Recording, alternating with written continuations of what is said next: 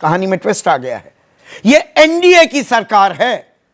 2019 और 2014 में भी एनडीए की सरकार थी, लेकिन बीजेपी के पास अपने दम पर बहुमत था, जो इस बार नहीं है। तो गठबंधन धर्म इस बार निभाना होगा। और ऐसे में खबर यह आ रही है कि प्रधानमंत्री मोदी आने वाले रविवार यानी कि 9 जून को शाम 6 बजे शपथ लेंगे बतौर प्रधानमंत्री, और लगातार तीसरी बार शपथ लेने वाले जवाहरलाल नेहरू के बाद दूसरे शख्स बन जाएंगे। लेकिन सवाल यह है कि मंत्रिमंडल में शपथ कौन लेगा, किसको कितनी जगह मिलेंगी। अभी तक दोनों सरकारों में 1.0 और 2.0 मोदी सरकार, तमाम बड़े मंत्रालय जो थे वो बीजेपी ने अपने हाथ में रखे।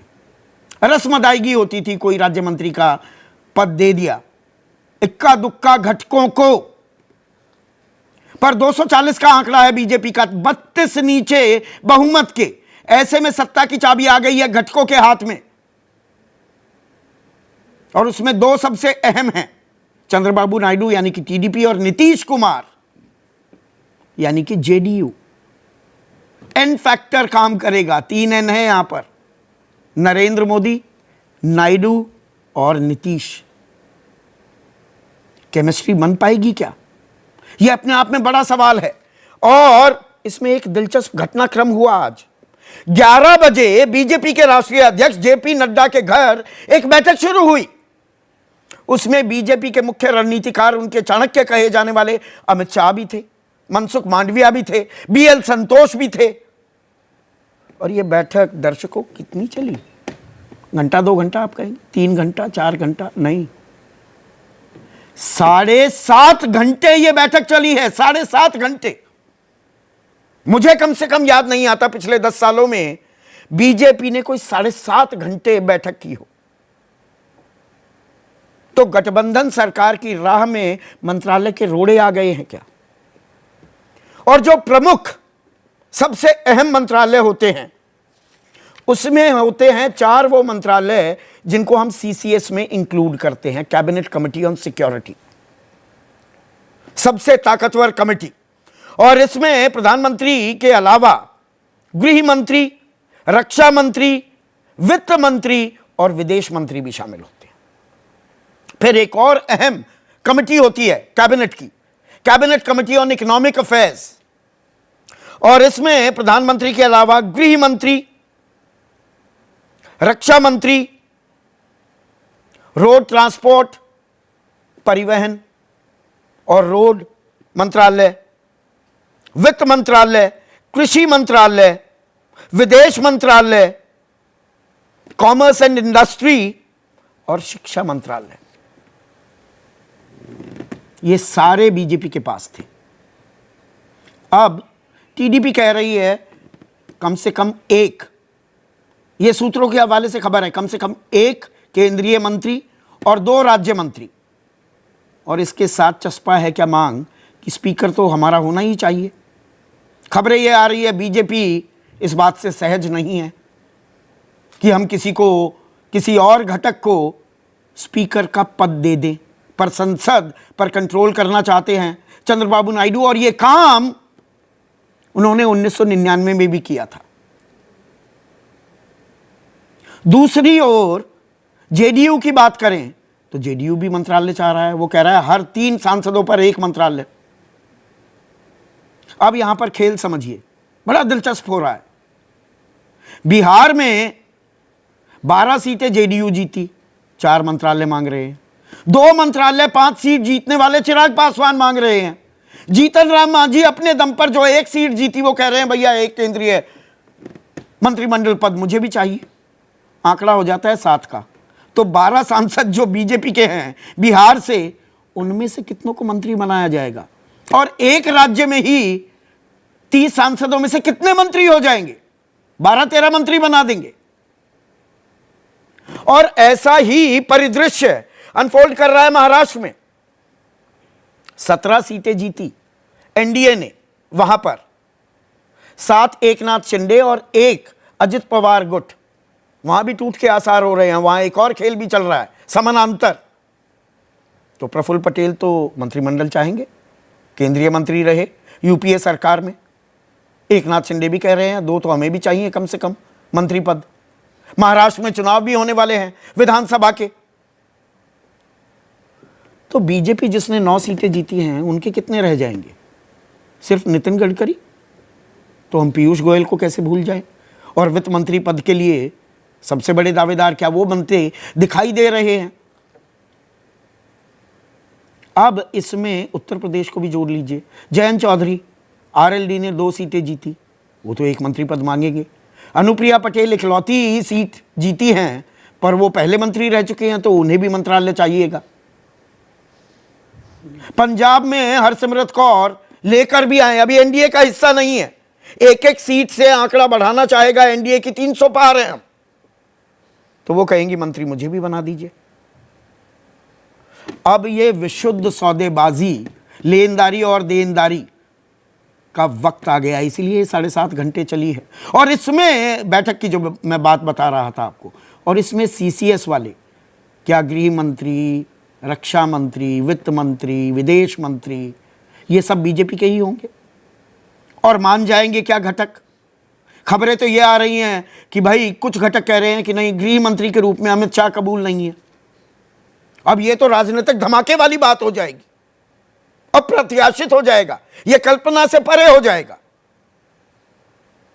पर इसमें भी कुछ तार जुड़ रहे हैं, उनकी चर्चा आज नहीं करूंगा। उत्तर प्रदेश में जिस तरह से बयानबाजी हो रही है, केंद्रीय मंत्री भी आ रहे हैं, विधायक आ रहे हैं, अति आत्मविश्वास की बात हो रही है, सैबोटाज किया, जिम्मेदारी तय करने की बात हो रही है, किसने टिकट बांटे थे, किसने नीरज शेखर को खड़ा कर दिया, ये सवाल उठने लगे हैं।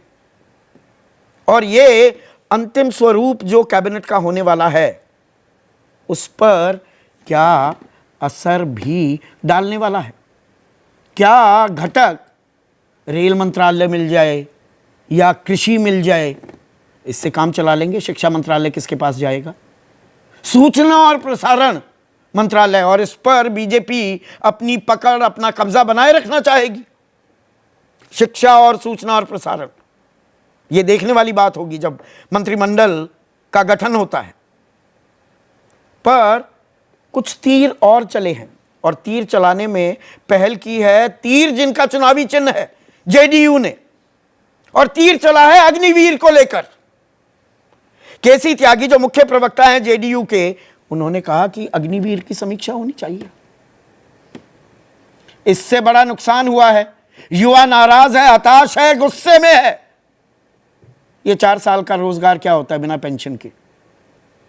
बिहार में जबकि ज्यादा नुकसान नहीं हुआ, पर उत्तर प्रदेश में, हरियाणा में, राजस्थान में और पंजाब में, जहां हर गांव में, हर घर में कोई ना कोई फौज में होता है, किसी की ऐसी कोई रिश्तेदारी नहीं इन इलाकों में कि उनकी रिश्तेदारी में कम से कम एक फौज में ना हो। और इसमें एक आंकड़ा बड़ा दिलचस्प है।